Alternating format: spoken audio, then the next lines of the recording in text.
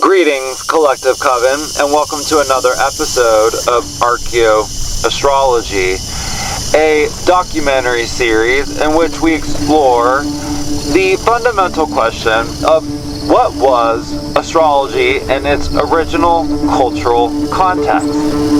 Thank you so much for joining today. My name is Trey, aka the author of Astrology for Divination, FKA Taboo Tarot Reader. In this free documentary, we will explore why numerology is inseparable from astrology in its original cultural context. In particular, we will dive deep into Pythagorean number symbolism and show why Pythagorean mathematics actually was something that Pythagoras learned from the ancient Cometians, the ancient Egyptians. So if this mystery is something that spikes your curiosity, welcome, dear viewer. Just to get a few disclaimers out of the way, in this documentary, we'll be working primarily with John Anthony West's seminal work, Serpent in the Sky, to explore the high wisdom of ancient Kemet, aka ancient Egypt. If you're someone who is in denial of the fact that ancient Egypt was a black African civilization, then I highly recommend you scroll elsewhere in the algorithm. Now, with that little disclaimer out of the way, why does that matter? It matters because the great grift that keeps on grifting, aka Western white civilization, claims that ancient Greece is the source of civilization itself. However, if you actually study what the ancient Greeks, like Pythagoras, said about their civilization, rather than the modern mediocre colonizers, you will learn that ancient Greeks themselves documented that all of their civilization, in particular their mathematics, their astronomy, their astrology, their systems of weights and measures, just to name a few disciplines, came from where? Came from ancient Egypt, ancient Kemet. So Pythagorean mathematics, point being, is a bit of a misnomer because really this is ancient African or Atlantean numerology.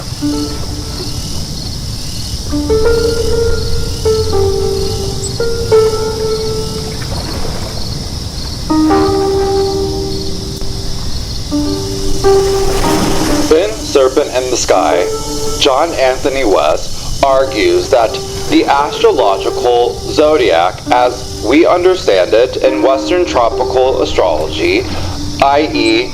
the 12 signs, originally evolved out of number philosophy, aka numerology, aka number symbolism, which understood the universe, the cosmos, as the manifestation of the interplay of number, principle, pattern, and function. To summarize West's most relevant points, astrology can be understood as 6 sets of polarities, i.e. 6 times 2 can imply that polarity is realized in time and space. Furthermore, astrology is 4 sets of triplicities, aka modality. 4 times 3 can imply spirit materialized.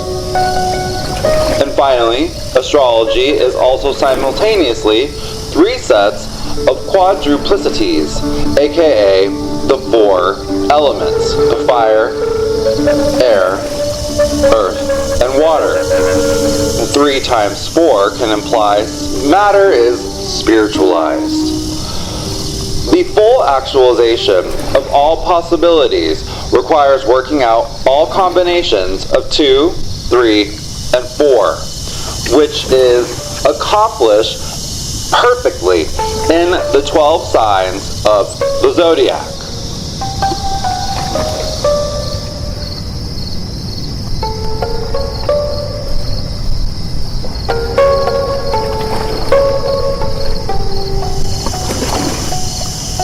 West goes on to further argue that, in particular, the number 4 can symbolize the world in principle. The number 8 can symbolize the world actualized in time, space. And the number 12 can symbolize potentiality and possibility within the realms of time and space. Ergo, the 12 signs derive their meaning from the interplay of number, the language of the cosmos, which determine the nature of the time, personality imprint, and or energy signature of any event on Earth. West highlights how the sacred 18 to 19 ratio, which was utilized in the construction of ancient Egyptian temples, symbolizes the synodic returns of the moon and Jupiter, which have a 19-year cycle. Saturn can correspond to the 6-sided cube symbol. And Osiris' story of being cut into 14 pieces before being resurrected by his beloved Isis is symbolic of continuity of memory and the 14-day waxing and waning lunar cycles, respectively. The push and pull of the cosmos. Now, whilst for the sake of time, we will not be reading the full chapter about number symbolism, I have selected, in my humble opinion, the most intriguing sections to center in this mini documentary.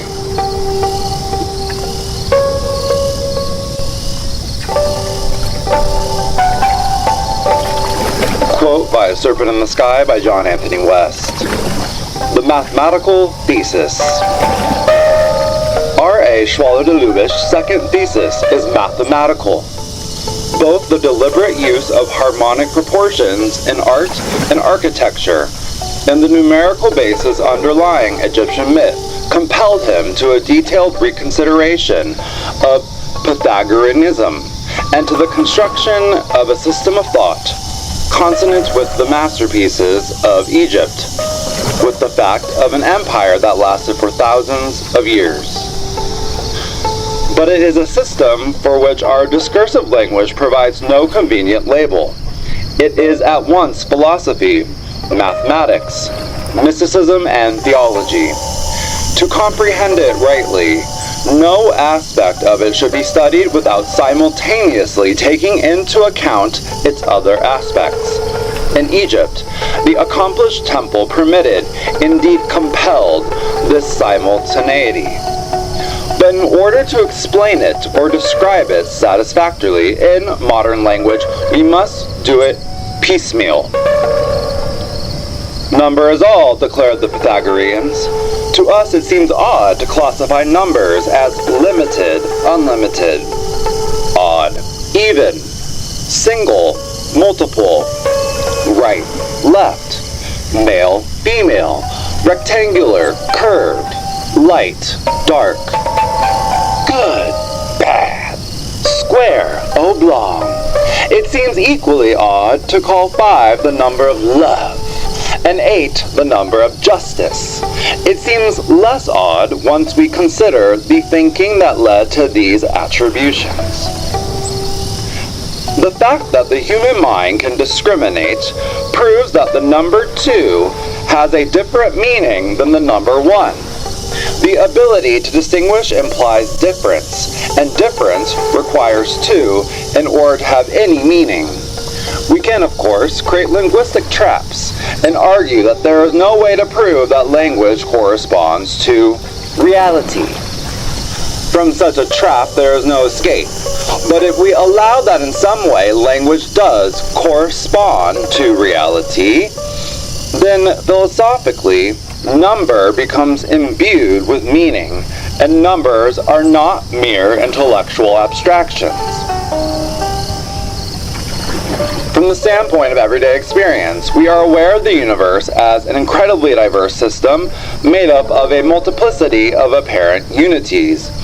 A duck is a unity made up of a multiplicity of cells, each of which is a unity made up of a multiplicity of molecules, each of which is a unity made up of a multiplicity of atoms, each of which is a unity made up of a multiplicity of particles, for whose description ordinary language will no longer suffice. Seen one way, they are particles, or unities. Seen another way, they are modes of behavior of energy. And it is energy that is now regarded as the ultimate unity underlying the material universe. The same line of thinking followed into the macrocosmic sphere leads to the same conclusion. The duck is a unity, which is one aspect of the planet Earth, which is a unity, which in its turn is part of the solar system, which is a unity, etc., and on and on and on to the galaxies, which combined make up the unimaginable unity we call the universe. Positivists and certain linguistic philosophers may argue that the concept universe is a fallacy, that the universe is an illusion, no more than the sum of its parts. But in that case, a duck, or a positivist, is also a fallacy and an illusion, and no more than the sum of its parts. Multiplicity presupposes unity.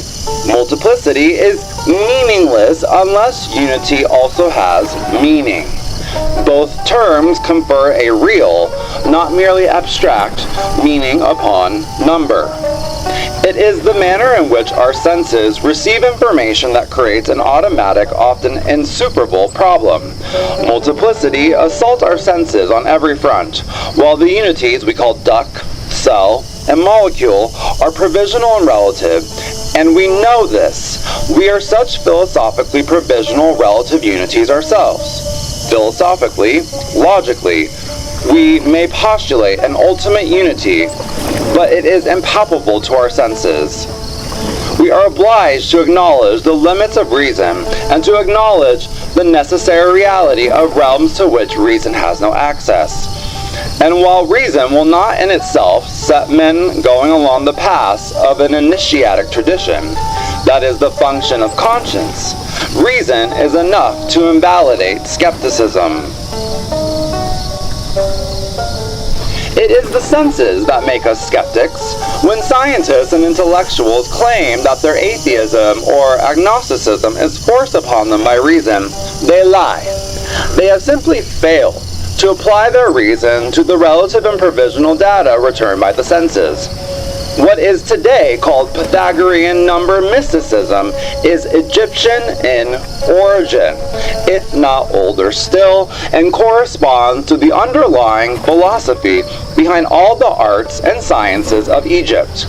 In effect, what Pythagoras did was to undramatize myth, a strategy that had the advantage of talking directly to those capable of thinking along these lines. The work of Schwaller De Lubicz and the independent but complementary work of a few other contemporary thinkers. J.G. Bennett, for example, has made it possible to re-express Pythagorean theory in a way acceptable to our thinking. When we reapply this to Egyptian myth, it becomes clear that these curious tales are based upon an understanding of number and the interplay of number, not upon animism, tribal superstitions, priestly feuds, the raw material of history, or dreams.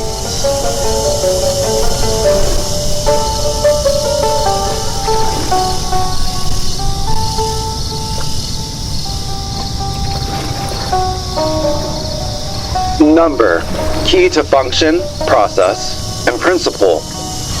Number 1. 1. The absolute, or unity, create a multiplicity out of itself. one became two. This, Schwaller De Lubicz calls the primordial scission, or division, or separation. It is forever unfathomable and incomprehensible to human faculties, although language allows us to express what we cannot comprehend. The creation of the universe is a mystery, but in Egypt, this was regarded as the only ineluctable mystery beyond the primordial scission. All is in principle comprehensible. And if it is objected that a philosophy founded upon a mystery is unsatisfactory, it must be remembered that modern science is rife not only with mysteries, but with abstractions corresponding to no possible experience in reality. The zero, which is a negation, infinity, which is an abstraction, and the square root of -1, which is both a negation and an abstraction. Egypt carefully avoided the abstract. Tum, aka transcendent cause, in regarding himself created a tomb out of the noon, the primeval waters. In our terms, unity, the absolute or unpolarized energy, in becoming conscious of itself, creates polarized energy. One becomes simultaneously 2 and 3. 2 regarded by itself is divisive by nature. 2 represents the principle of multiplicity.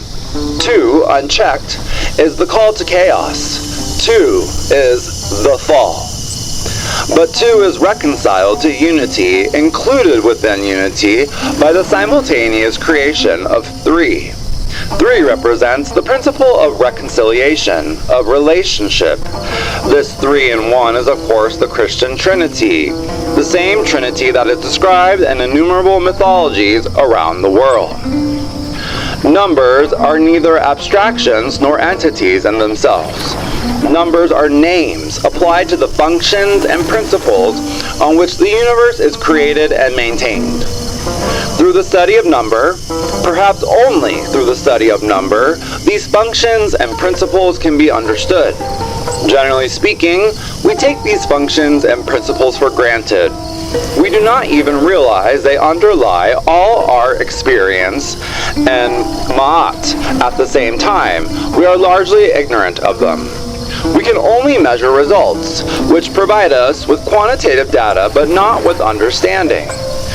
We experience the world in terms of birth, growth, fertilization, maturation, senescence, death, and renewal. We experience in terms of time and space, distance, direction, and velocity. But contemporary science can account for this only in partial, superficial, quantitative terms, and either it refuses to admit these shortcomings, or to the manifold mysteries it applies meaningless but impressive labels. Eloquent in the emperor's new vocabulary, it insists the mystery is solved.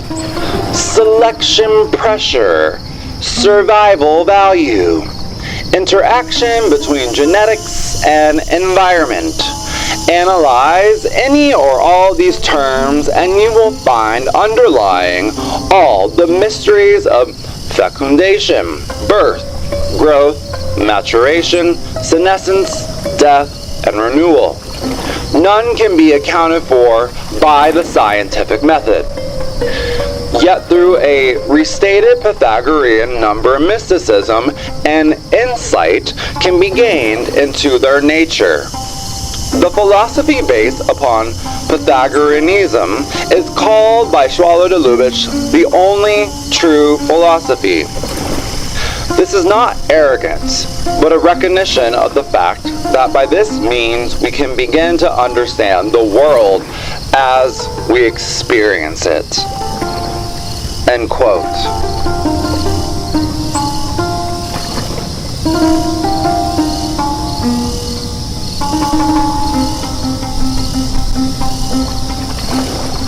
In conclusion to this mini documentary, the ancient Comitian sacred science was a multidisciplinary spiritual system which merged mathematics, geometry, calculus, astronomy, astrology, medicine, harmonics, cymatics, proportion, and architecture into one holistic golden doctrine. These sacred temples were a living manifestation of the organic interplay of number, the universal language of Mother Sky, the mistress of measure and order. The temple's subtle energetic effects on the human psyche reflect the fundamental astrological principle of correspondence between cosmology, i.e., cosmic phenomenon in the universe, and biology, i.e., the human experience on Earth, as encapsulated in the mantra, as above, so below, as within, so without. For example, Schwaller De Lubicz documented that the Fibonacci sequence is the template of the Karnak temple at Luxor, which exists in 4 dimensions, not just 3 dimensions. Meaning that the Karnak temple also expanded over time according to the same organic growth principles which rule all life on observable Earth. The golden section arises out of the Fibonacci sequence. Thus, the temple in the 4th dimension of time continuously expanded throughout the generations according to universal laws of growth as each pharaoh added on to its construction. Time was both a dimension and function of the sacred structures. Life is growth, and growth is at least a 4-dimensional process at the end of the day. Could the sacred structures then, by using proportion, harmonics, and cymatics, have incorporated the 5th dimension as well, being 5D structures? The mathematical science of Archaeo-Astronomy helps us better understand how ancient human beings were intentional with every single physical sacred structure they constructed, many of which align to specific stars and or constellation clusters. Perhaps these ancient human beings constructed these temples and put all this time, energy, and precision with the intention that these sacred structures withstood the test of time like a message in the bottle for future generations. Meanwhile, the spiritual science of Archaeo-Astrology provides us a framework to imply meaning about these sacred structures' specific astronomical alignments and correspondences. In modern times, many only associate astrology with Western whitewash and colonized natal astrology, aka birth chart astrology. Whilst hyper-individualistic natal astrology can be helpful for personal self-development, it does not resemble the Macro-Astrology or Cosmology of the ancients in its original cultural context from which modern sun sign-based astrology has been extracted. To divorce numerology from astrology and to divorce astronomy from astrology is to sever these sacred sciences from their original cultural context. What was astrology's purpose and function in its original cultural context?